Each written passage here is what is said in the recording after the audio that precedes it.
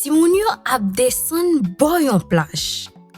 E ma di, Zando, gade yon toti nan sab la. Zando di, oh oui, se yon karet. Ti moun yo chita sou mon nan. Yo we gros karet la kap mache. La pousse kol yak nan jwa li yo nan sab la. E ma di, oh, apa karet la ap entre nan la mer? Karet la sot ponze nan yon trou.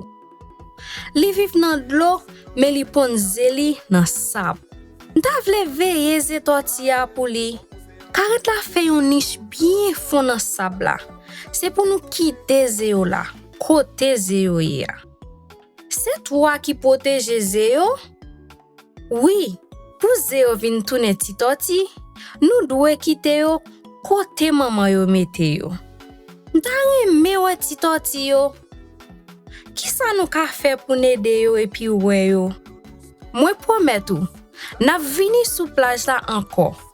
Petet, nou ka we ti toti yo kap kale nan 60 jou.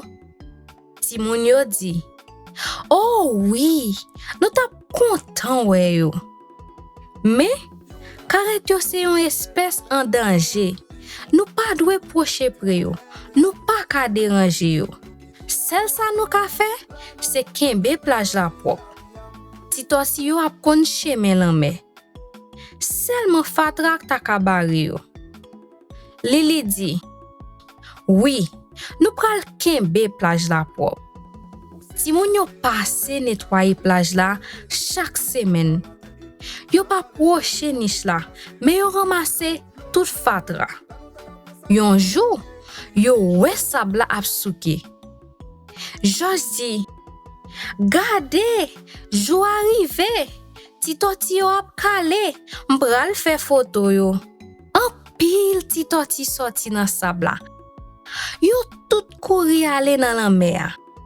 E ma gade lan mer, epi li di, bye bye ti karet, mwen te kontan rekonet nou.